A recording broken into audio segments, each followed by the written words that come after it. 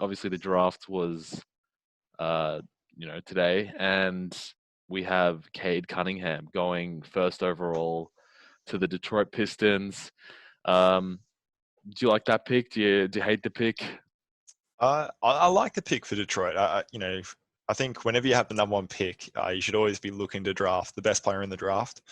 And I think that is Cade Cunningham. He averaged 20 points per game in his first season. He's a 6'8" guard wing, 7'1" wingspan, which is nothing to be laughed at. So he's got the body already of an NBA player. And like fantastic in pick and roll offense. Like, did Detroit want him to be the face of their franchise? I think he definitely could be. They obviously had Killian Hayes as, I think, pick 5 or 6 last year.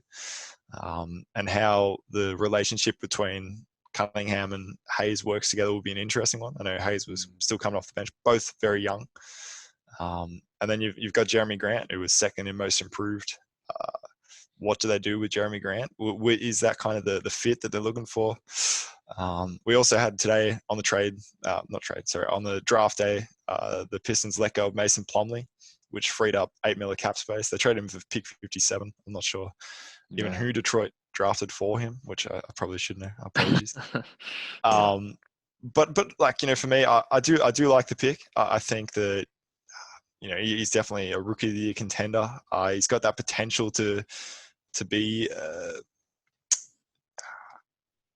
my train of thought. I think look, he has been compared to Luka, and there's like a bunch of analysts who say that prospect wise he's the most polished prospect, second to Luka, that they've seen. Obviously Luka was doing it against grown men in the EuroLeague. Cunningham has only played in college. So, the jump from the EuroLeague to the NBA is probably, it is bigger than the jump from the college to... No, smaller, I'd say. Smaller. Yeah, I don't know. You know what I mean. Because just to add to that, just quickly, Luka actually has said that it's easier to score in the NBA than it was in the EuroLeague because of that offense free NBA at the moment. And the foul driving, like the foul rules are changing this year as well. Like you can't gain a foul off a non-basketball move, which is what Trae Young, Harden have become so notorious for. So, I mean, that's going to change the stuff for everyone else. That'll be another topic. But Cade Cunningham, like you said, he 6'8", 7-foot wingspan or 7'1" wingspan. You're probably going to be a decent defender, especially if you put in effort. And he is a physical defender. He puts in the effort. He does lack like a lot of explosiveness and burst, which, and just I guess like general athleticism, like top end athleticism. He's an NBA prospect. He's going to be athletic, but that top end athleticism for the people he might be guarding. He's 6'8" guard. He's probably going to be going up against people like Westbrook, who we just talked about, the LeBrons of the world, the Lukas, the bigger guards. And does he have the athleticism to keep up? I don't know in the NBA, but offensively, he can shoot.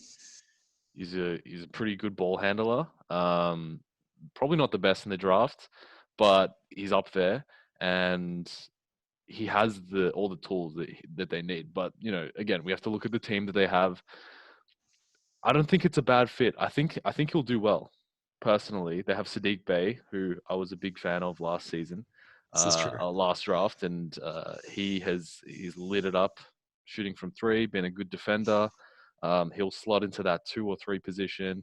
They have Jeremy Grant, who again was lighting it up last year. I think he averaged mid-20s. And guard-wise, I think the Pistons will have good complementary pieces for Cunningham to succeed. Good pieces to pass to, facilitate to.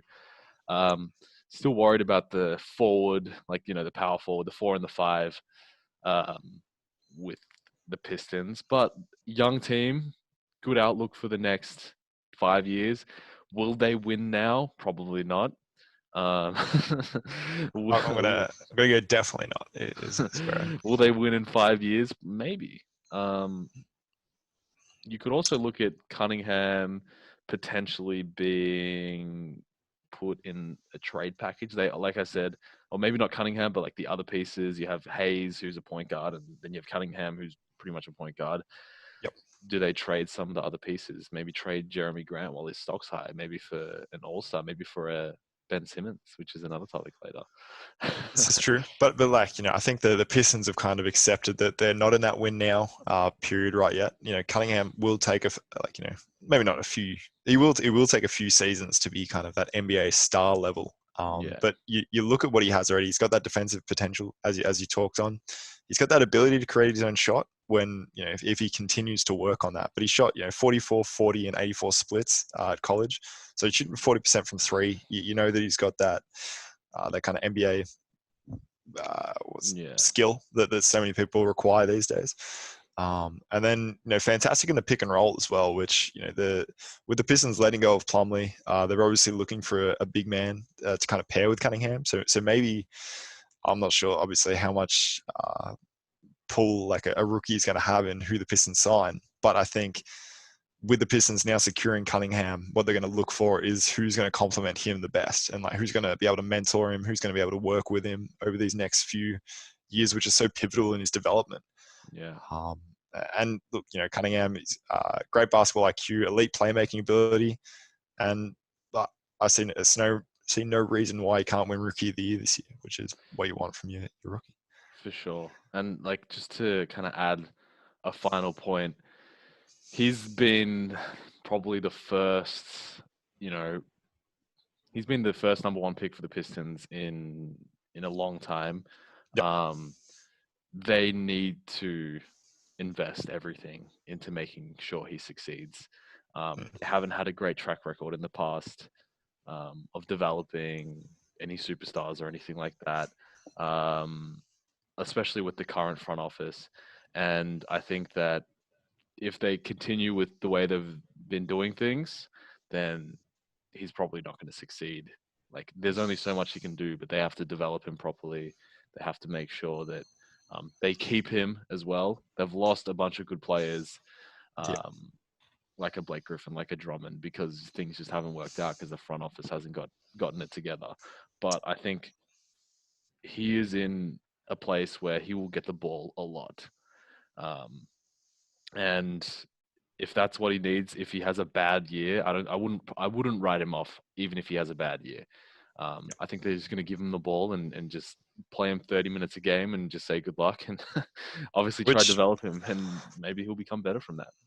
Yeah, kind of throwing him in the deep end, I suppose. But we'll have to see how it all plays out for CADE Cunningham. There's a reason he was the number one pick. He's been kind of projected to be the number one pick all year, and we'll see how it goes for him.